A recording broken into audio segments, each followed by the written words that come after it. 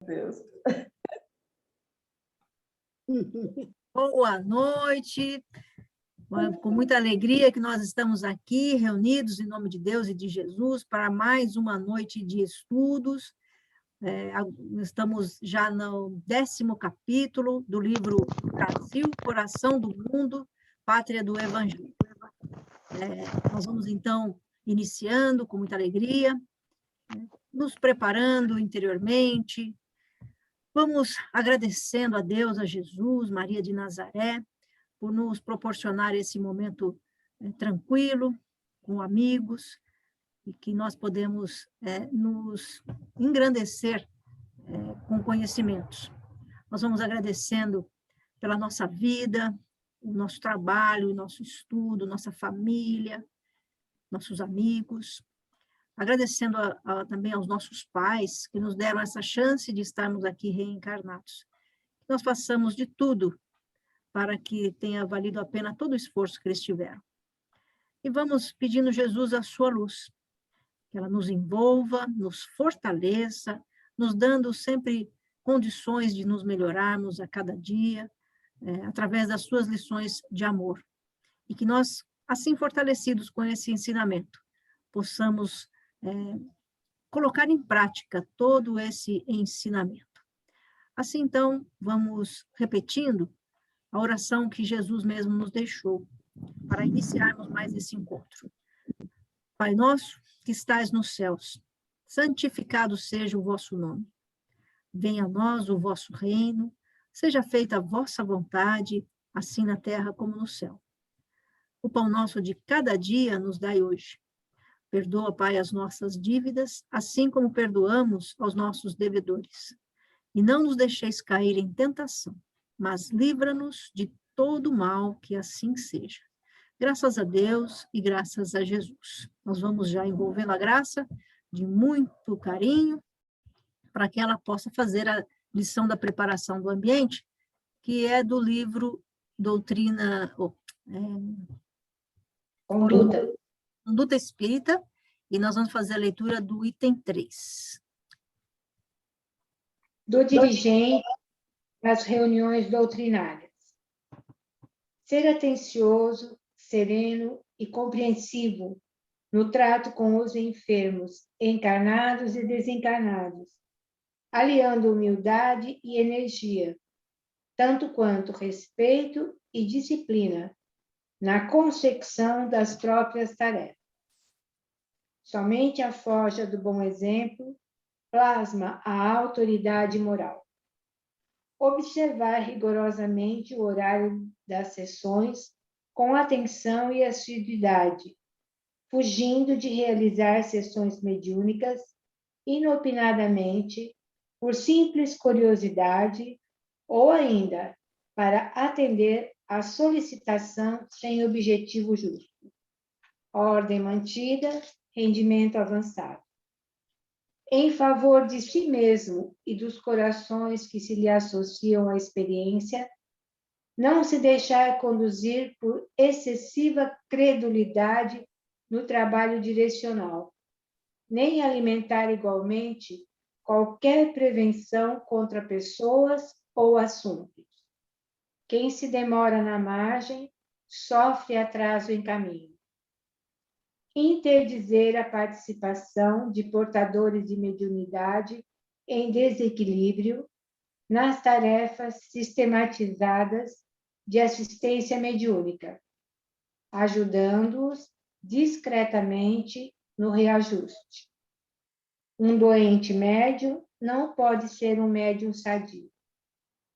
Colaborar para que não se criem situações constrangedoras para qualquer assistente, seja ele médium, enfermo ou acompanhante, procurando a paz de todos em todas as circunstâncias. O proveito de uma sessão é fruto da paz daqueles que a integram. Impedir sem alarde a presença de pessoas alcoolizadas ou excessivamente agitadas nas assembleias doutrinárias, excetuando-se nas tarefas programadas para tais casos. A caridade não dispensa a prudência. Esclarecer com bondade quantos se apresentem sobre a exaltação religiosa ou com o excessivo zelo pela própria doutrina espírita, afeição de fronteiriços do fanatismo. O conselho fraterno como necessidade mútua. Desaprovar o emprego de rituais, imagens ou símbolos de qualquer natureza nas sessões, assegurando a pureza e a simplicidade da prática do espiritismo. Mais vale um sentimento puro que centenas de manifestações exteriores. Rejeitar sempre a condição simultânea de dirigente e médium psicofônico, por não poder, desse modo, atender condignamente nem a um e nem a outro encargo. Em qualquer atividade, a disciplina sedimenta o êxito. Fugir de julgar-se superior somente por estar na cabine de comando. Não é a posição que exalta o trabalhador, mas sim o comportamento moral com que se conduz dentro dela. Como, pois, recebestes o Senhor Jesus Cristo, assim também andai nele. Paulo aos Colossenses, capítulo 2, versículo 7. Muito bem, Graça. Muito obrigada. Nós vamos, então, agora fazer a leitura do capítulo 10 do livro Brasil, Coração do Mundo, Pátria do Evangelho. Vamos aqui.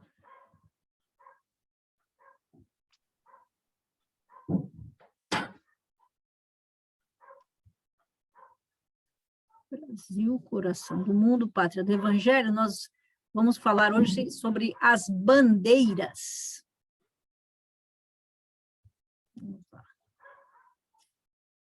No desdobramento da ação espiritual que deveria restaurar a pátria portuguesa, Ismael congregou os espíritos que chegavam aos espaços depois do primeiro contato com a vida de Piratininga, a fim de elaborar novos projetos de trabalho naquele setor da pátria do Evangelho.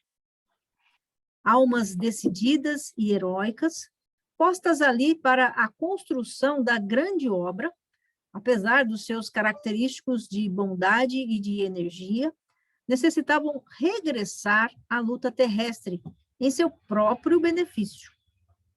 O mensageiro divino as reuniu em grandes círculos, de onde lhe ouviram a palavra amiga e esclarecedora. Meus irmãos, disse ele, regressareis dentro de breves dias aos núcleos de trabalho estabelecidos no Planalto Piratiningano. Prosseguireis atuando no mesmo campo de labor e liberdade com que caracterizastes as primeiras iniciativas aí desenvolvidas. Agora, levareis mais longe a vossa coragem e o vosso heroísmo. Penetrareis o coração da terra do Cruzeiro, rasgando as sombras de suas florestas imensuráveis. Com a vossa dedicação, novas atividades serão descobertas e novas possibilidades hão de felicitar a existência dos colonizadores do país, onde nos desvelaremos pela conservação da bandeira de Jesus, desfraldada lá sobre todas as frontes e sobre todos os corações. Até hoje, têm se multiplicado as tristes caçadas humanas em que os índios misérrimos são colhidos de surpresa, na sua simplicidade, para os penosos trabalhos do cativeiro. Desvendareis agora as fontes de riqueza dos vastos latifúndios do Brasil, interessando a colonização e fazendo desabrochar com mais intensidade os núcleos valorosos desse movimento de intensificação dos órgãos de progresso da pátria e do seu povo. Muitos de vós conhecereis a penúria e o sofrimento. Sacrificareis a fortuna e os afetos mais santos da família para construirdes a base do porvir com as lágrimas abençoadas dos vossos martírios e das vossas renúncias exemplares. Vossa tarefa será rasgar as selvas remotas, patenteando o ouro depositado no seio da terra generosa. Houve um interregno na sua locução. Intervalo isso, né? Houve um intervalo na sua locução.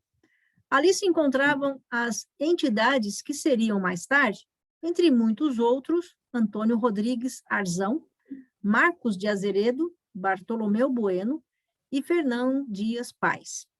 Este último, quebrando o silêncio da grande assembleia, exclamou, provocando geral interesse: Anjo bom, que faremos com o ouro da terra, se no mundo ele é a causa sinistra de todas as lutas e o demônio de todas as ambições? Aqui, na vida espiritual, compreendemos semelhantes realidades, mas, no orbe das sombras, a nossa consciência mergulha nas mais aflitivas perturbações, e bem sabeis que a água mais pura, misturando-se com a terra, se reduz quase sempre a um punhado de lama.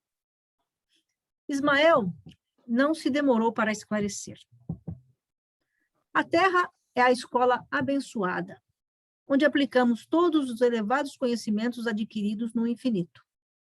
É nesse vasto campo experimental que devemos aprender a ciência do bem e aliá-la à sua divina prática.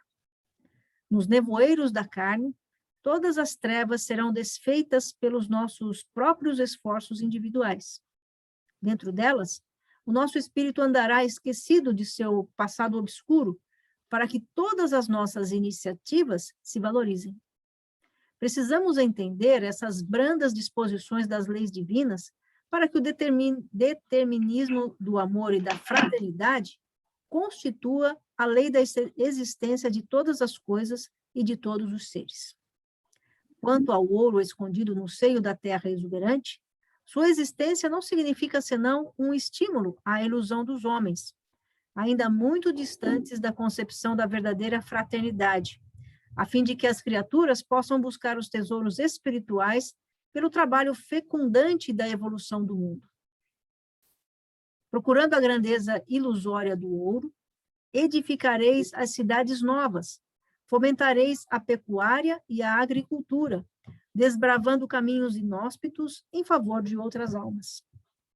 Um mundo novo se erguerá sobre os vossos ombros dilacerados nas disciplinas austeras, ao sol causticante das caminhadas penosas. Mas o futuro se voltará para os vossos esforços, com as suas bênçãos de agradecimento.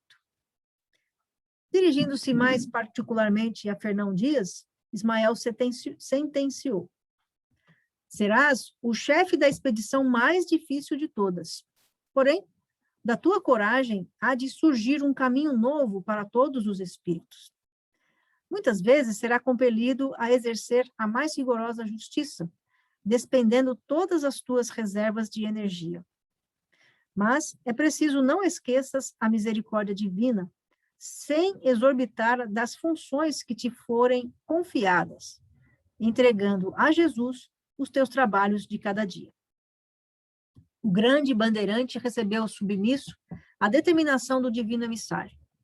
Daí, há alguns anos, nos 2 últimos quartéis do século XVII, nos últimos 50 anos, né, as bandeiras paulistas se espalharam por todas as regiões da Terra Virgem.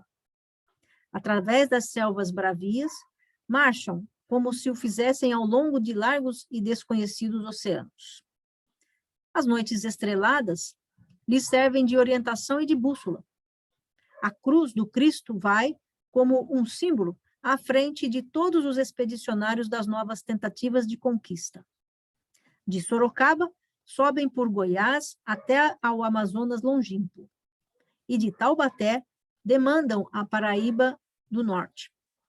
Em 1672, Fernão Dias Pais organiza com todos os elementos de sua fortuna o mais célebre das expedições saídas de São Paulo. Caçando as esmeraldas, que constituíam objeto das lendas de muitos aventureiros, visita todas as regiões auríferas de Minas Gerais. Rebeliões e discórdias são dominadas pela sua energia constante e severa. Para fortalecer a disciplina, o bandeirante audacioso manda enforcar o próprio filho, que participara da rebeldia geral, como escarmento aos companheiros, ou punição, né, aos companheiros, próximo à povoação do Sumidouro. As joias da mulher e das filhas são empregadas no seu arrojado empreendimento, arruinando-se a família inteira. Fernão Dias, porém, segue um roteiro luminoso.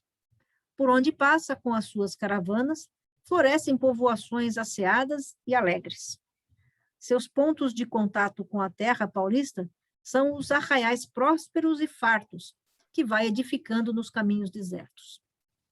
As esmeraldas do seu sonho nunca foram encontradas, e as pedras verdes que entregou ao genro no instante da agonia, como única expressão da sua fortuna, representavam, de certo, o símbolo suave das esperanças do seu labor e das suas lágrimas na terra do Evangelho.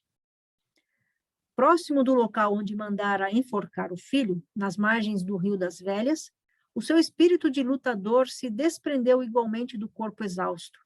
E quando, no íntimo do seu coração, implorava a misericórdia do Altíssimo para o delito, com que exorbitara de suas funções na terra, a voz de Ismael falou-lhe do infinito. Irmão, as quedas com as suas experiências sombrias constituirão os degraus do teu caminho para as mais gloriosas ascensões espirituais. Atrás dos teus passos florescem cidades valorosas no coração das matas virgens. E os que recebem os teus benefícios abençoam o teu esforço e a tua energia perseverante. A essas mesmas paragens, onde turvaste a consciência por um instante, levado pelos rigores da disciplina, voltarás com teu filho sob as asas cariciosas da fraternidade e do amor, a fim de reparares o passado cheio de tribulações e lutas incontáveis, porque no coração misericordioso de Deus repousam eternamente as luminosas esmeraldas da esperança e do amor que procuraste a vida inteira. Fernão Dias Pais abre os olhos materiais pela última vez. Uma lágrima pesada e branca lhe corre pelas faces emagrecidas. Mas, sobre o seu coração paira a bênção cariciosa da terra dourada das Minas, e sentindo-se na posse das verdadeiras esmeraldas do seu grande sonho, o ínclito trabalhador regressa de novo à vida do infinito.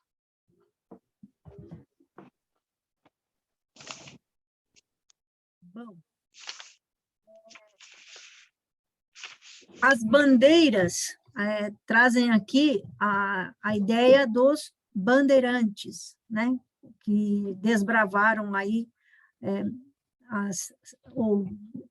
as matas, né, selvagens, as matas para construírem as cidades aí do interior. Aqui vai, por exemplo, para o Paraná, acho que é o Paraná, né, que se chama Rodovia Fernão Dias. Não é à toa que tem esse nome, porque são dos bandeirantes, né? A história, até 1930, a gente vê uma história assim muito... Eu estou falando da história que contam para a gente, né? Ainda não do livro. Uma visão muito negativa dos bandeirantes. Aí, depois desse período, tentam colocar, assim, de uma maneira mais bonita, dos bandeirantes e tudo mais. Isso é o que a gente vê na história.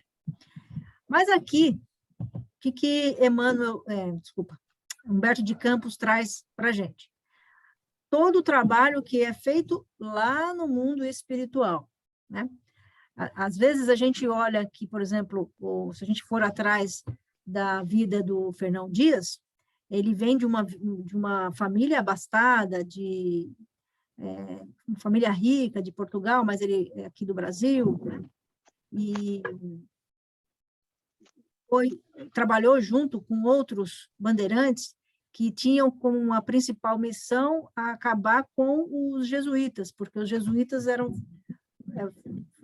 contrários à escravidão, e eles escravizavam mesmo os índios e todos os outros selvagens, e tinham várias mulheres, e as próprias índias, né? Porque na época era a poligamia, né? Então, isso tudo, quanto mais mulher, quanto mais filhos, melhor. E para utilizar, inclusive, como escravos também, né?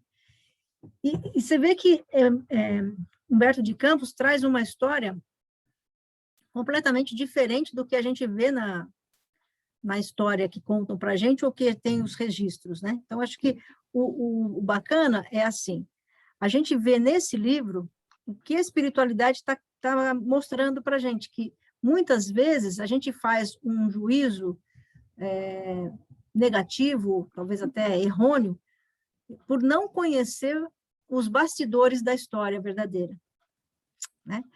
É isso que pelo menos, eu consegui ver desse episódio aqui, que muitas pessoas morreram, muitas famílias foram exploradas, mas, por outro lado, muitas cidades foram construídas, né? Esse Fernão Dias mesmo estava atrás das esmeraldas, do ouro, mas ele já sabia que lá na espiritualidade já tinha sido preparado que ele iria ser arruinado financeiramente, né? Ele ia ter momentos de provação, que eu imaginei que foi esse momento do próprio filho dele que ele mandou enforcar por causa da disciplina, para segurar as pessoas, por causa da rebeldia, né? Então, uma visão assim diferente pelo lado da espiritualidade, né? De novo, a questão da gente não julgar de forma nenhuma ninguém, porque a gente não conhece mesmo a verdadeira história de cada um, a gente não sabe o propósito que tem cada um. E também temos que levar sempre em consideração que nós somos livres, né? A gente acaba fazendo aquilo que realmente a gente acha que deve. Nem sempre é o que a gente se propôs na espiritualidade, né? Não sei aí o que vocês entenderam ou pesquisaram ou gostariam de participar com relação a esse capítulo bem interessante que eu achei.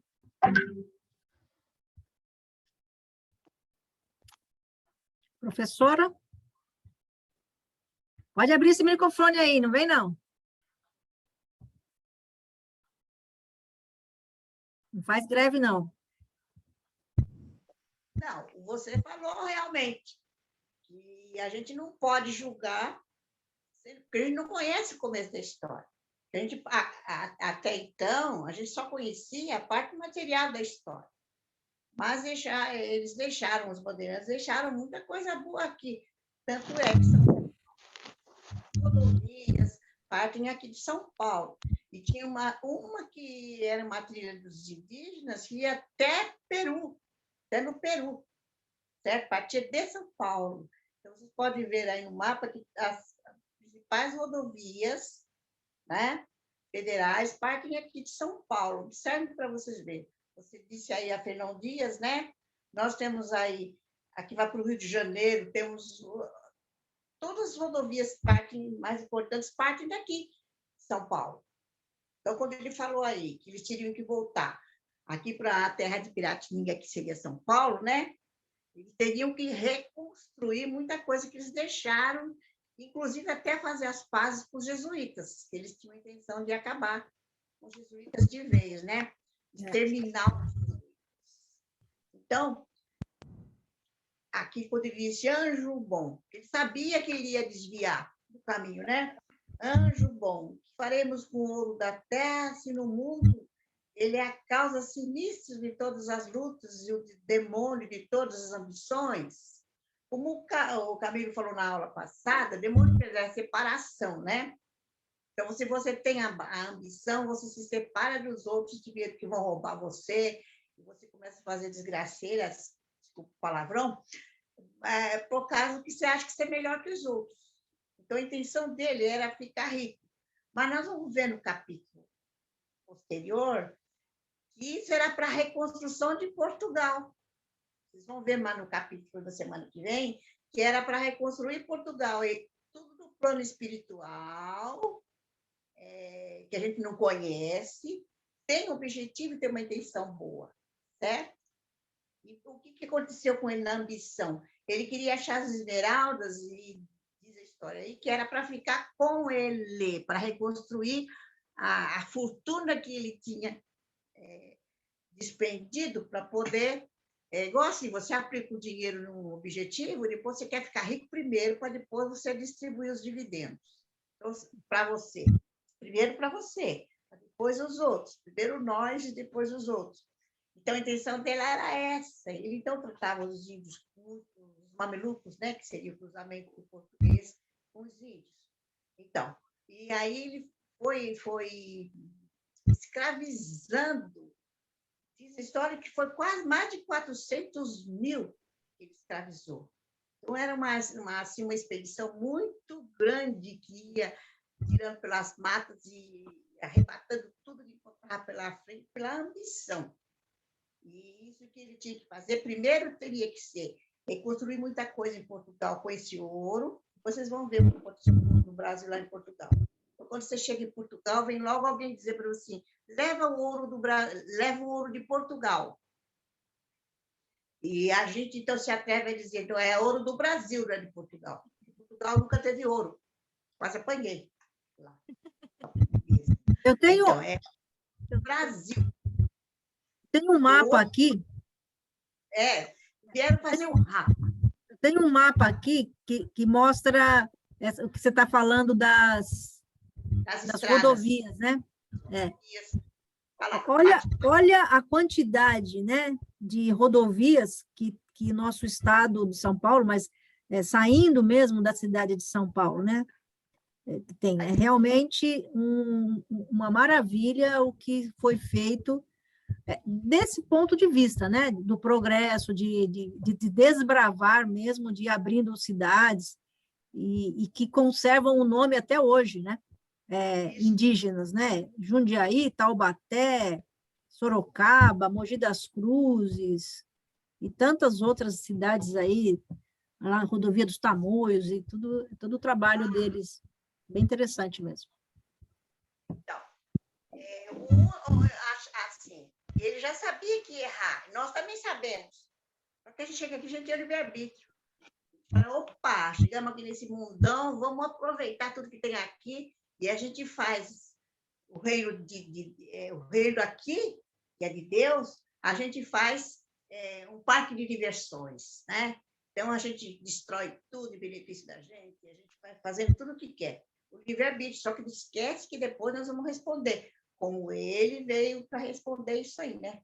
Resgatar tudo isso. Nós vamos ver aqui na obra que vai acontecer isso, nós vamos estudando sobre isso, certo? Então, o pecado dele foi a ambição, tanto é que ele morreu lá. Tem um Eduardo Bueno, um historiador, que é muito engraçado, ele fala, morreu seco, e quer dizer assim, pensando que as esmeraldas que ele tinha achado, as pedrinhas verdes, não era esmeralda coisa nenhuma, né? Ele achando que tinha achado esmeralda, e eram esmeraldas falsas, certo? Então, ele não levou nada, coitado. E ainda levou a dívida de ter usado o filho para punir o filho com a morte, para dar exemplo para a turma. Ele podia ter usado de misericórdia de Jesus, porque Jesus maior tinha falado para ele que tinha que fazer a justiça com misericórdia. Ele só fez a justiça e não fez a misericórdia. Tem dito. Ninguém... Tem mais. E também a gente precisa lembrar que nós, né, vamos colocar assim, vamos dizer que são eles, mas nós poderíamos estar nessa época também reencarnados, né? Imagine como que era a compreensão dessas pessoas em 1600, né? 1600 e alguma coisa. Hoje, até hoje, a gente vê como nós somos ainda muito deficientes, com questão de orgulho, com questão de vaidade, com questão de ganância. Imagine 1600, como é que não era, a selvageria que era, né? Então, a gente precisa realmente estudar, mas com o pé lá, né? No cenário, na contextualização da época, né? Exigir que as pessoas tenham muita, como você falou, tenha misericórdia, nossa, era realmente grandes almas, né? Que chegaram aqui.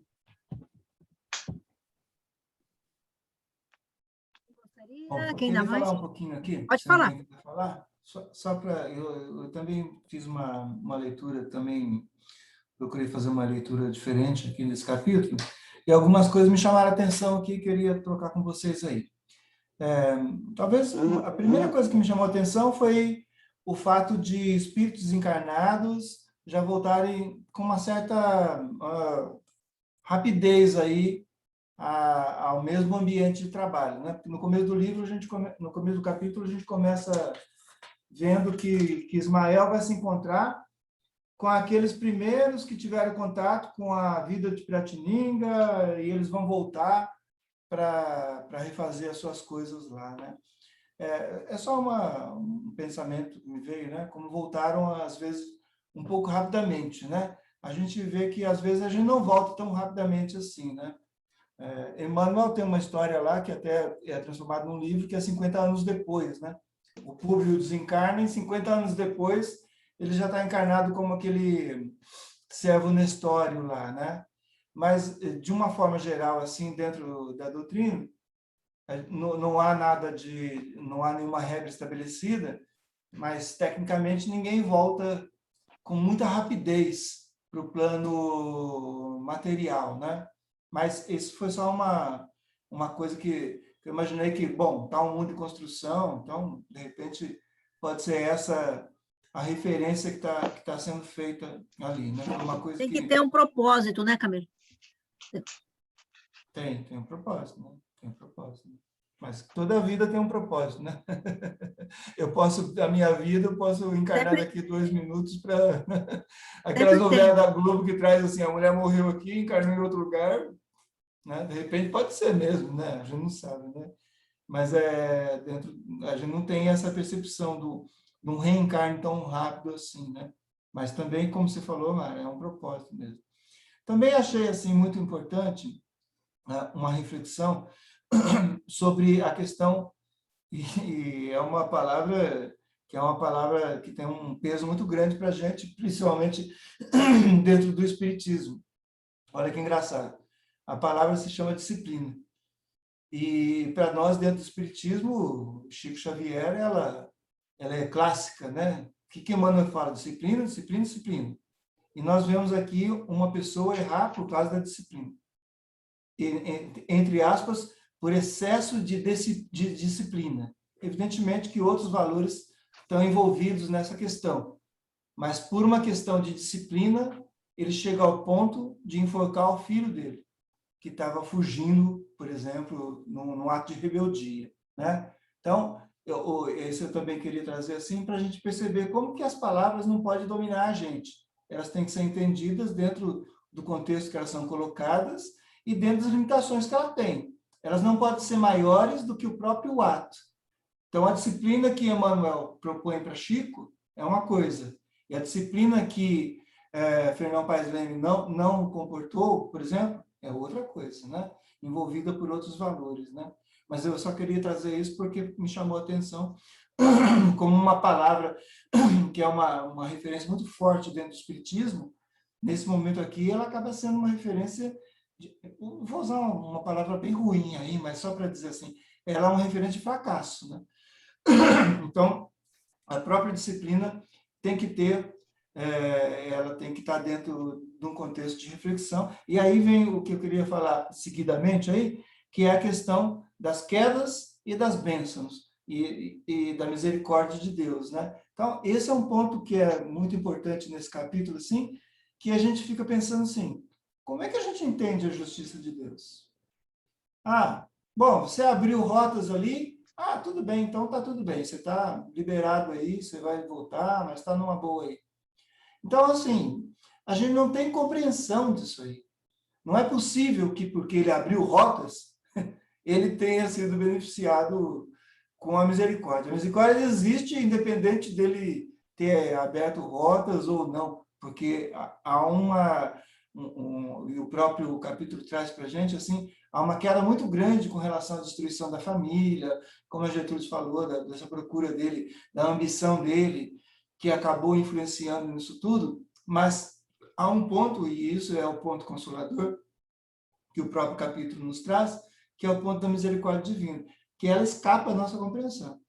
E não dá para a gente dizer assim, pô, o cara fez tudo isso e ainda vai ficar de boa aí? Cara, isso aí está fora da nossa compreensão. É alguma coisa a mais do que isso, né? Não é ser bobinho, né? Vamos ser sinceros, né, gente? Não é ser bobinho e falar assim, tudo bem, não é assim que a coisa funciona.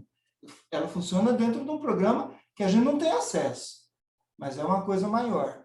Então, não dá para falar assim, olha, como a Mara falou, e é uma verdade, ele abriu as rotas e tudo mais, mas seria a mesma coisa, e me desculpem aí a comparação meio boba aí, é a mesma coisa de falar assim, aquele lá, ele rouba, mas faz. Cara, isso não está certo, né? Não dá para a gente prestigiar ou concordar com esse tipo de coisa.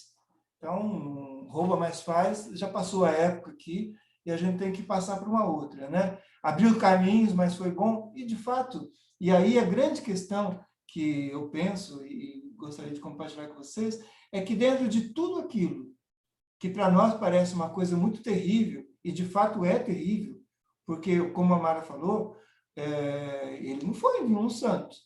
Ele foi uma pessoa extremamente escravizadora e cruel nas passagens que ele fez. Mas dentro disso tudo, e a espiritualidade, para usar a expressão que a Mara usou, a espiritualidade consegue transformar isso ou encaminhar isso para alguma coisa que é melhor, que, por exemplo, que nós estamos vivendo hoje aqui, que é uma coisa muito melhor, que decorre de tudo que já aconteceu. O que a gente está vivendo hoje não é um momento que a gente diz que está pronto e acabado, mas nós também estamos preparando um mundo novo para as pessoas que estão vindo aí, com as nossas quedas, com as nossas procuras às esmeraldas que não existem, da mesma forma, nós estamos caminhando do mesmo jeito. Então, isso é uma coisa muito consoladora que esse capítulo, especialmente, traz para a gente aí, de mostrar, olha, de tudo aquilo que foi uma grande bobagem, um grande erro, mesmo assim eu consigo tirar alguma coisa que é bom para todo mundo. Então, nesse ponto, eu achei uma coisa legal. E, por fim, queria dizer que o que mais me chamou a atenção é uma frase que acho que é de Ismael, onde ele fala o seguinte, que as trevas serão desfeitas pelos nossos esforços individuais. Acho isso muito legal, sabe? Porque é a caminhada nossa dentro das nossas dificuldades, das nossas percepções certas ou erradas, mas é aí que vão saindo ou desvanecendo esse nevoeiro que ele fala ali, esse nevoeiro das trevas aí que nos impedem de ver. Isso é uma coisa muito legal. Por quê? Porque a gente começa a se centrar e a partir desse centramento que a gente tem, evidentemente que não é centramento em nós mesmos, mas numa força maior que a gente chama de Deus aí, a partir desse centramento a gente começa a ter, ou poder ter, um olhar diferente para aquilo tudo que está acontecendo. Veja só, nunca de acordo com aquilo que não é correto.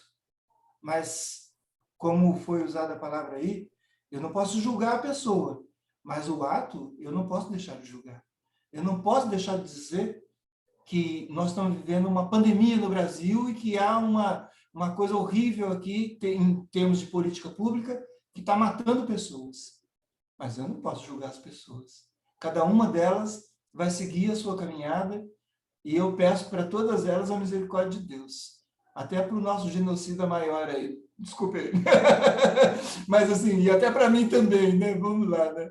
Mas é uma coisa muito custosa. Mas o fato, a situação, nós não podemos ser coniventes. Nós não podemos achar que aquela tragédia do Jacarezinho foi uma coisa correta. Não foi, não é correto aquilo. Agora, dizer o que cada um sentiu naquela hora, eu não sei. Porque é uma vida que está ali se revelando naquele ponto ali. Com a atitude, eu não concordo de maneira alguma, mas com a vida. Então, eu achei muito bonita essa coisa, que essas trevas serão desfeitas com o nosso esforço interior, individual. E é o que a gente chama, dentro da doutrina espírita, da reforma íntima. Aí. Era isso que eu queria falar, tá bom? Muito obrigada, Camilo. Bem interessante mesmo essas observações e fazem com que a gente realmente cresça, né? Abra a nossa mente, porque às vezes a gente... Por isso que eu gosto e tinha essa vontade de ler algum livro em conjunto, né? Porque a gente, lendo assim, ouvindo o comentário de todos vocês, mesmo que nem todos possam ou queiram fazer comentário, né? A gente sempre abre, porque nós, graças a Deus, não somos iguais, né? Então, um complementa e ajuda os outros. Achei muito bacana mesmo. Mara, Mara, Pois não? tudo bem? Pode falar, Jô. Então, esse livro é um livro assim complexo. Eu estou mais na reflexão de cada explicação, porque é como diz aqui num trecho que o Camilo mesmo comentou, sobre o que vem mesmo para nós em tudo isso, nessa abolição toda, é que tudo tem que acontecer de uma forma ou de outra, sempre as pessoas vão passar na frente para deixar sempre um caminho melhor para os que chegam. E como está dizendo aqui na frase, a Terra é uma escola abençoada, né? Onde se aplica, né? Todas as lições para que possamos caminhar. Então, no conteúdo, no geral, ele é bem complexo para entender a história, né?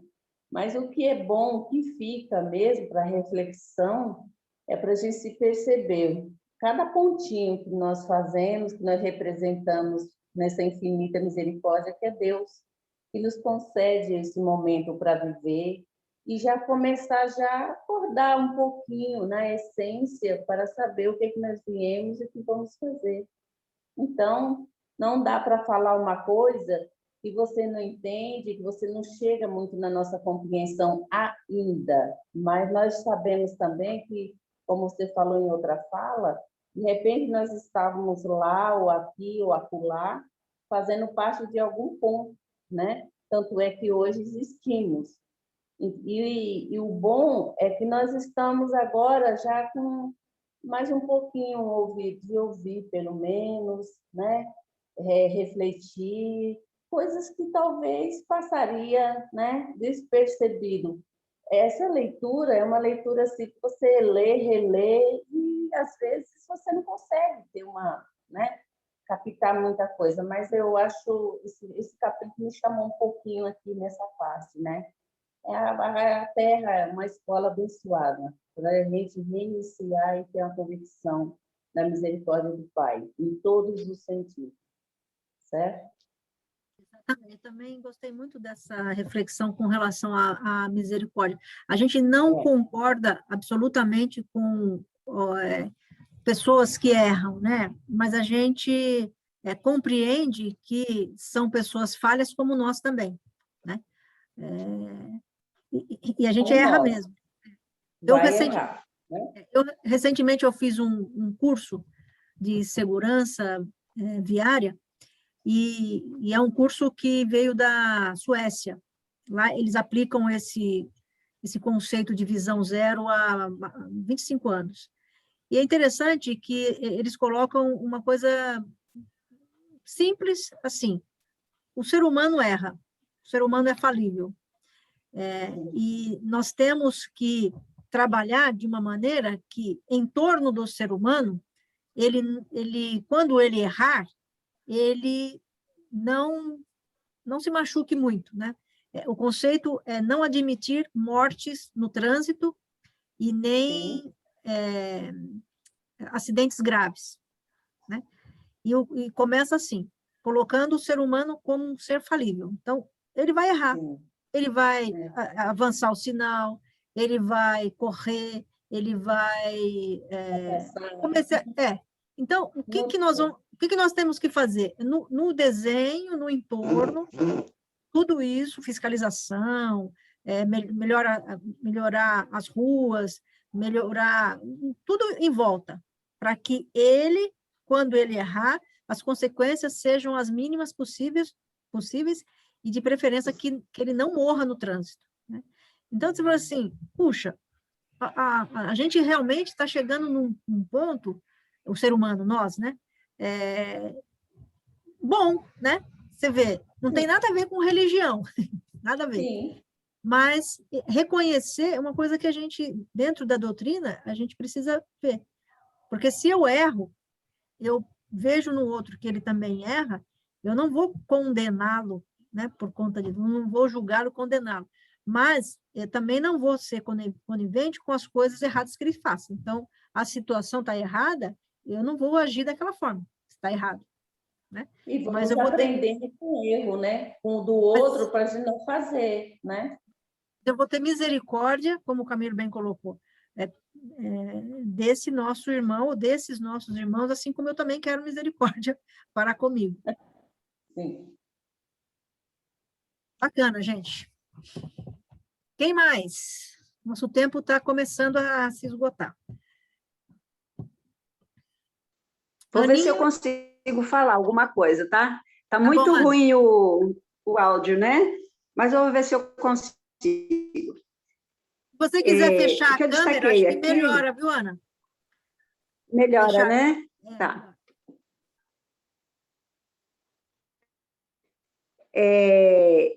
O que eu tinha me chamado a atenção aqui, para esse parágrafo, precisamos entender essas brandas disposições das leis divinas para que o determinismo do amor e da fraternidade constitua a lei da existência de todas as coisas e de todos os seres. Quer dizer, que tudo isso que estava acontecendo, que acontece, não está aí acontecendo ao léu, sem o controle de ninguém, né? O plano maior está trabalhando, está vendo tudo isso. E chega, assim, um momento em que não é mais possível passar dali. Então, eles dão o jeitinho deles, né? Eles sabem como reverter ali, dentro daquele plano traçado na espiritualidade, que nós estamos lá, nós se enche de coragem, se enche daquela vontade de vir, de fazer, né? Mas chega aqui e mete os pés pelas mãos, às vezes, né?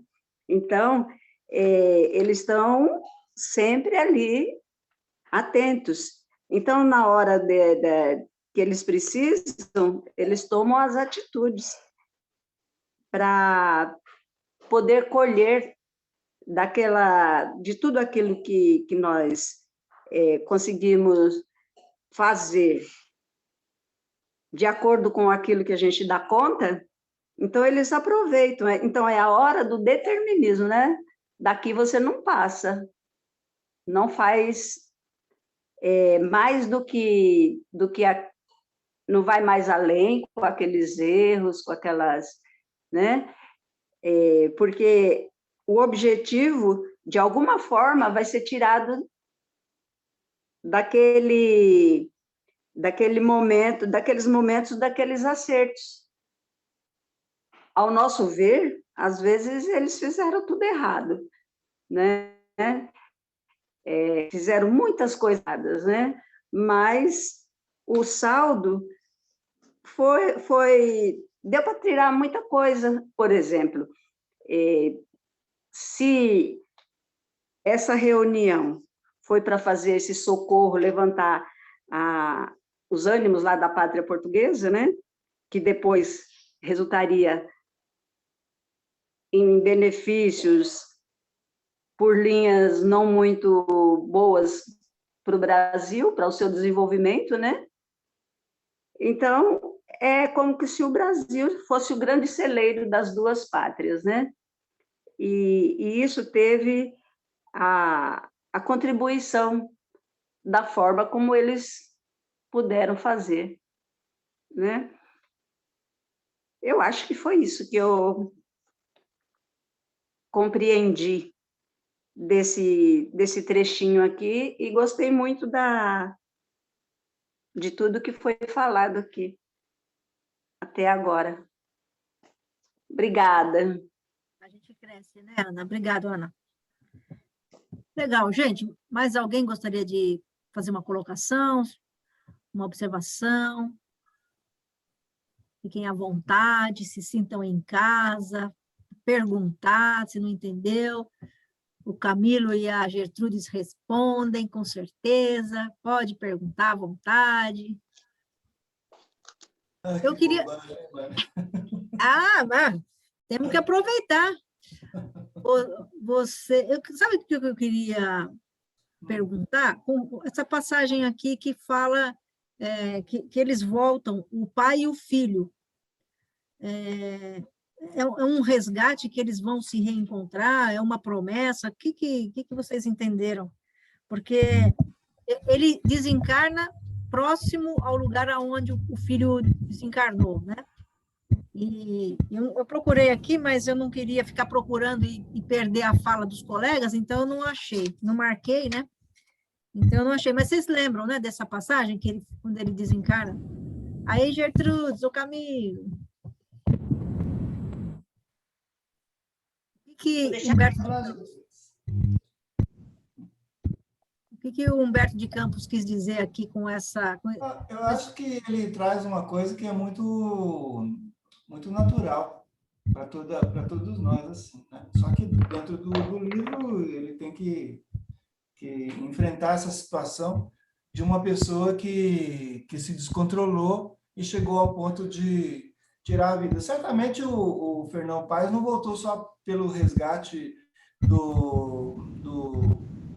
da morte do filho. Ele, como a gente já falou, e você também falou, mas ele deve ter voltado aí por outras coisas que ele fez com os índios e tudo mais, porque não foi uma passagem tranquila. Mas, como você diz, é o momento que se vive, né? Isso é fato, né? Não dá para a gente esperar de um espírito, entre aspas, assim, em construção, que ele seja aquela coisa mais correta naquele momento. Então, você não volta por um resgate específico, mas você volta também por um resgate específico. E não necessariamente você vai voltar lá como pai e filho. Ele fala ali que vocês vão voltar juntos e tudo mais. A gente não sabe qual que é a relação. Isso é uma coisa muito aberta, né? Porque se a gente não sabe a questão da misericórdia, muito menos vão saber a questão do retorno da gente, né? A gente cria hipóteses que podem ser verdadeiras ou não, que tem coerência, né? Quantas vezes a gente ouviu falar assim, uma briga entre mãe e filho, mas você foi mãe dela no passado. Sei lá se é bobagem ou não é bobagem, sabe? Mas não é, o fato não é esse, o fato é que você está tendo que enfrentar um momento aqui e agora. E esse capítulo traz isso aí para a gente aí, assim, o próprio Ismael falando para o coisa, vocês vão esquecer das coisas do passado e vão viver a sua vida aqui agora. Não dá para a gente ficar... essa não é a maior importância, não é que não é a importância. Isso tem toda a importância na minha construção espiritual, mas não é importante na minha vida, na minha existência atual. Na minha existência atual, o que é importante é eu tentar fazer o que eu tenho que fazer. Então, essa expressão, vocês vão voltar ou não vão voltar, a gente não sabe, né? De repente, voltou um como escravo, outro como... sei lá o que foi, né? E nem temos que ficar procurando saber isso, sabe? Isso é uma bobagem com uma certa tendência fora do espiritismo, começou a criar de regressões, não estou dizendo que é errado ou que está certo, mas dentro de um conceito de você estar procurando uma evolução, para você tanto... Não é que não interessa o que você já foi, mas nessa existência interessa o que eu sou, né? Aliás, essa palavra que eu usei agora, acho que é a palavra que devia estar na cabeça da gente o tempo todo. Porque quando Deus se manifesta na nossa cultura judaico-cristã, aí, quando Deus se manifesta para Moisés, e Moisés pergunta, quem és tu? E ele fala assim, eu sou o que eu sou. Então, o que eu sou. Não o que eu fui, o que eu serei, mas o que eu sou. É daqui que parte o resgate do passado e daqui que parte a contribuição para o futuro. Então, isso é uma coisa legal, assim. O Humberto de Campos coloca ali numa questão romanceada, como que dizendo assim, que, olha, ele vai voltar e vai resolver com ele aí. Essas questões de resgates aí que a gente encontra dentro da doutrina, acho que talvez a gente devesse mudar o nome dessas coisas, porque resgate fica uma coisa tão pesada, né? Talvez reencontro seria melhor, mais legal, né? Esses reencontros que a gente vai ter aí com tantas pessoas. Porque se eu tiver que fazer resgate, gente, eu não sei quantas pessoas que eu vou ter que voltar na minha vida. Porque, olha, cara, né? Vai saber quanta porcaria que eu já fiz aí, né? Eu já tenho... Entendi, Camilo, obrigada. Mas só que essa questão de nomes, né? Até Allan Kardec criou até vários termos novos para deixar as coisas muito claras, né? Mas essa palavra, para mim, resgate, por exemplo, ela tem uma conotação positiva, né? Para mim, né? Por isso que eu acho que é muito rico tudo isso que a gente fala, mas eu tenho... Entendi. Gertrudes, quer complementar? Não, tá claro já. Claríssimo, como a luz do dia. Muito bem, senhores, são 8h40, como toda quarta-feira, nós temos aqui o Evangelho no Lar às 21 horas, então não podemos avançar muito, tá certo? Então, agradeço aí a participação de todos, é sempre muito bom. Gostaria que mais pessoas falassem, porque é sempre enriquecedor, tá? Mas eu tenho, assim, a ideia de que não gosto de forçar. Se a pessoa quer falar, fala. Tá? Mas é sempre muito bom. Eu gosto muito quando as pessoas abrem o microfone e falam o que estão pensando. É enriquecedor, sempre. Né? Sempre a gente... Está me ouvindo? Eu estou, pode falar. Então, você disse que procurou aqui e não encontrou. Então, está aqui com Ismael, disse a ele, irmão, as quedas com as suas constituirão os degraus do teu caminho para as mais gloriosas versões espirituais. Quer dizer, mesmo com o que ele fez, né, com tudo que aconteceu, porque ele não fez porque quis, mas Ismael alertou, deu, como é que fala, sustentação ao espírito dele, né? E atrás dos seus passos florescem cidades valorosas no coração das matas virgens. Quer dizer, ele fez alguma coisa, né? Mas Ismael, ele não deixou de fazer alguma coisa, ele fez. E é o que acontece conosco. Às vezes deixamos de fazer muita coisa, mas fazemos alguma coisa, né? É o que eu penso. Não sei se como eu li aqui. A espiritualidade sempre arruma uma forma de ver de uma forma diferente, como o Camilo mesmo colocou, né? Então. No lodo não aparece aquela flor de lótus, né? Então, por pior que a situação esteja, a espiritualidade consegue enxergar alguma coisa de bom. Graças a Deus, porque senão, o que seria de nós? Eles têm uma visão, né, do alto, né? Nós temos a visão daqui de baixo, né? Eles de cima eles estão observando. A gente não é bom, não é mal, mas a gente também não é tão ruim assim, né? Nós somos bons, né? Vamos dizer assim, todos nós somos bons. Somos bons. Somos herdeiros. Temos aqueles momentos. Tropeçamos bastante. Tropeçamos, mas a gente não quer tropeçar, mas a gente tropeça, né? Porque, como eu estava dizendo do curso, nós somos falhos, né? A gente erra. Né? A gente erra. Erramos. Mas se não tropeçar, a gente não sabe também se está errado, né? quando a gente tropeça, a gente sabe, poxa, eu errei, não quero tropeçar de novo, porque vai doer meu pé. Importante É a gente verdade. reconhecer esse erro e fazer de tudo para que não cometa aquele erro, né? Errar é humano. Não cair de novo Os mesmos. no mesmo erro. Essa é a maior dificuldade, a gente perceber aonde errou para não errar de novo, né? Então, mas o que eles foram considerados capazes de vir aqui para o Brasil e fazer o que era necessário, mas aquela época também não tinha esse estudo que tem hoje, aquele número de pessoas que estudam para fazer alguma coisa, e às vezes fazem errado. Pois Tem é, aquela equipe enorme.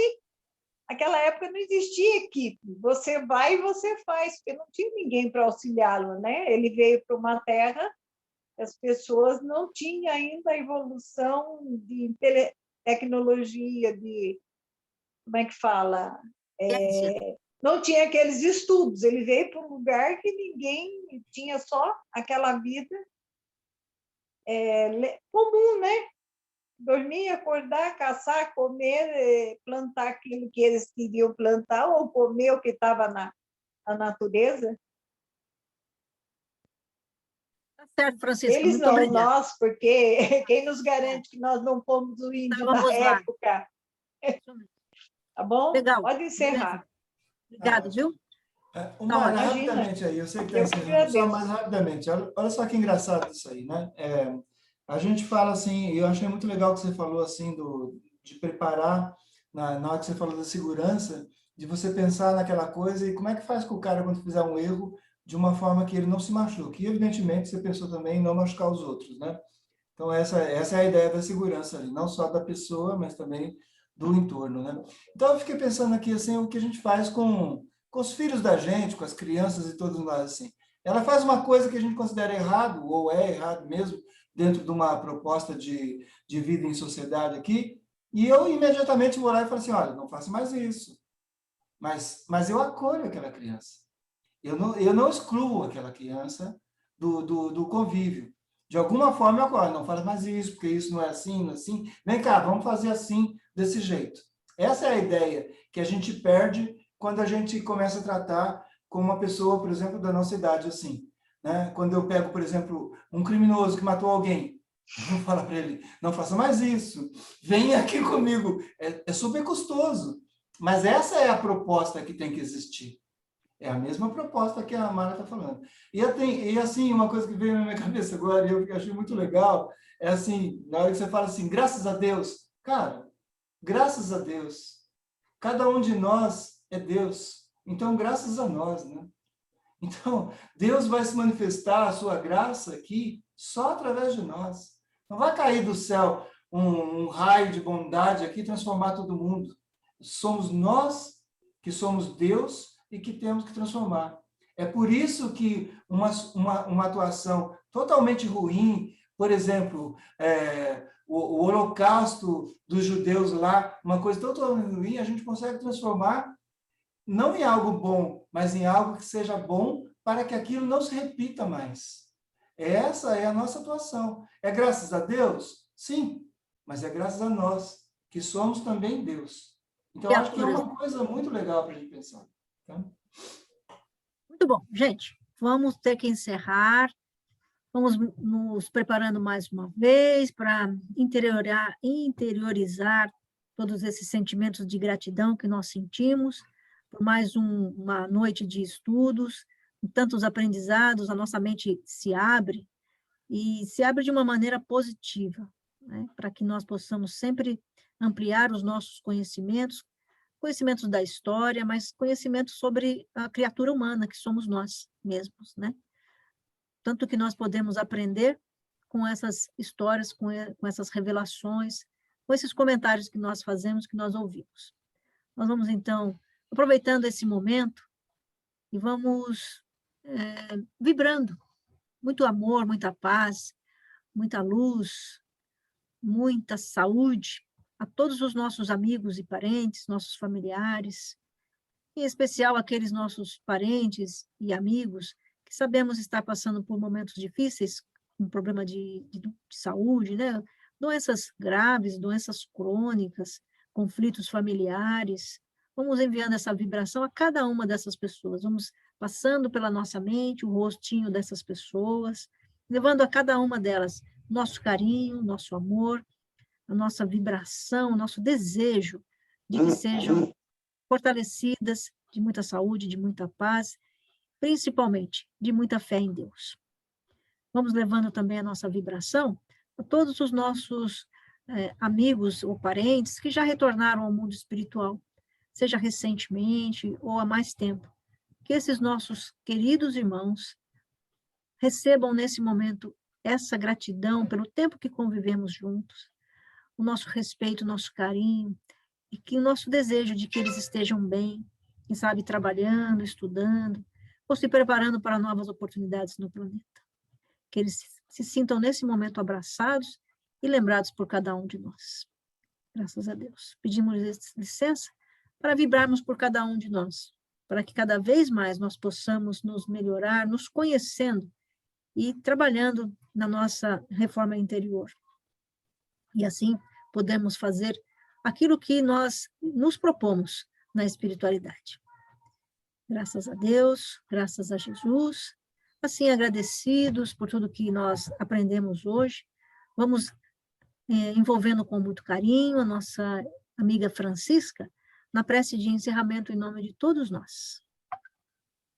E assim, com o nosso pensamento, agradecendo a Deus e a Jesus por esse esclarecimento hoje dos nossos expositores, por tudo que ele nos auxiliou no esclarecimento do livro, vamos agradecendo através da prece que Jesus nos ensina. Pai nosso que estais no céu, santificado seja o vosso nome. Venha a nós o vosso reino. Seja feita a vossa vontade, assim na terra como ela é feita no céu. O pão nosso de cada dia, dai-nos hoje, Senhor. Perdoa as nossas ofensas, assim como nós perdoamos aqueles que nos têm ofendido.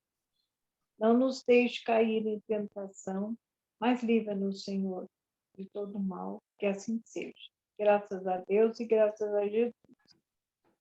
E muito Graças obrigada. a Deus. Tá. Mara, só um minutinho a Deus. todos aí, só um minutinho, só. Eu sei que está terminando já aí, só queria... hoje faleceu um grande colega nosso aí, o Rodrigo, filho da Edneia. Ele faleceu hoje pela manhã. Como assim? E o Rodrigo teve muito tempo com a gente lá na Vinha, né? Alguns vão se recordar dele aí. E a Edneia... Uma boa Obrigada por noite. falar. Obrigada. Boa noite, gente. Fica com Boa Deus. noite. Boa Até a semana. próxima, tá? Tchau, Fique com tchau. Boa Deus. semana. Até a Obrigada. próxima. Tchau. Bom descanso.